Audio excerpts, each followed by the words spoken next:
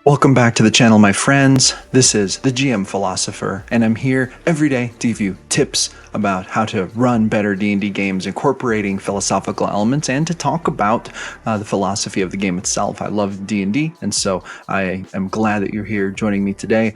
And what I want to talk to you today about are 3 philosophical elements that you can use literally today in your game to make it better. And I was thinking about this because I'm getting ready to run a game tonight for my awesome players. I was thinking about these concepts. I just want to share them with you, okay?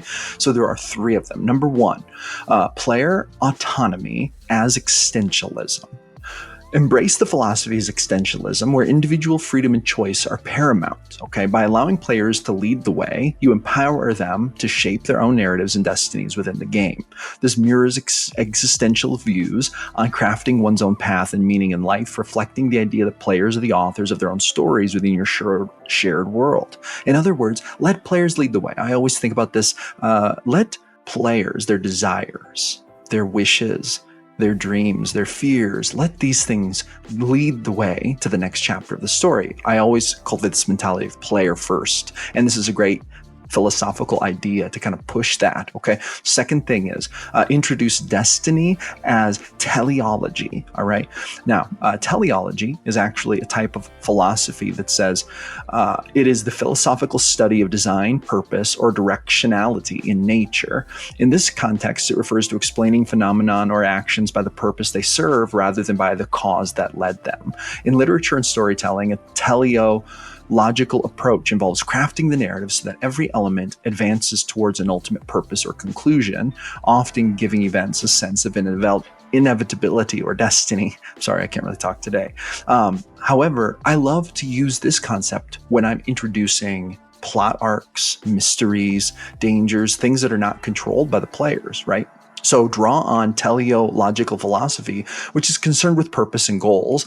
By carefully timing the introduction of game plots, mysteries, and elements of destiny, you guide the narrative towards meaningful and impactful ends. This approach encourages DMs to consider the overarching purpose and direction of their storytelling, much like a teleologist would examine the purposes behind phenomenon. So what I mean to say here, and this is the short and simple of it, is that when you are running a game and you are letting the players lead, which is awesome, there comes a time when destiny will step in, and that could be your big bad guy, that could be a plot arc you're throwing in, that could be a mystery that gets thrown in. It is in your best interest to introduce these sort of inevitable plot points at the best times. And when is the best time?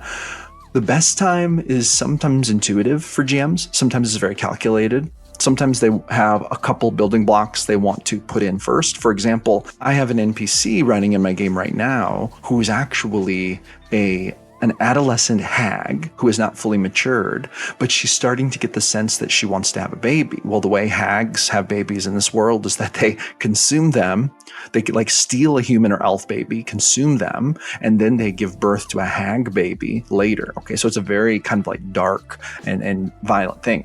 With that being said, most of the party doesn't know that she's an adolescent hag because she disguises herself, and they just happened to come to this new island. And so I use this as a perfect opportunity to introduce this plot point of this troublesome hag adolescent in the group by having one of the elves they meet, who's like a sweet and kind mother, pregnant and about to give birth. So it's like it's setting this up, and it's not even going to happen. Like there's going to be no conflict for like 3 sessions. It's just going to sit there, and there's going to be some little mysterious things, right? So I'm introducing that element at the perfect time to really make it shine out, not calling attention to it beforehand, just leading up to it slowly, right? So you can do this type of thing. Introduce destiny as teleology. And the final thing, seamlessness as pragmatism. Adopt the philosophical stance of pragmatism, focusing on what works best in practice rather than sticking rigidly to theoretical rules. And for me, this goes to things like when you're running combat. Sometimes people do things and you'll think to yourself, well, the rules probably say this, maybe I have to look it up, but you're gonna have to stop the game for a minute to do that. But for the sake of seamlessness, it might be better to say, okay, roll it like this, even if that's not completely correct. At my table, I actually have a rules lawyer. Like it's his job to be the rules lawyer. And so he's always looking up rules. He gets an inspiration point for doing this, by the way. And he, every 3 sessions, he gets the opportunity to get a magic item. That's sort of his reward for being this and fulfilling the service for the group. But what he does is he literally follows the activities. And if something is going on and I need help with a rules question, I might ask him to look it up. I'll move on. And when he finds the answer, I'll come back to it. And so that saves a lot of time. But seamlessness really helps your games come alive and be better. All right. Thank you so much, you wonderful people, for tuning in.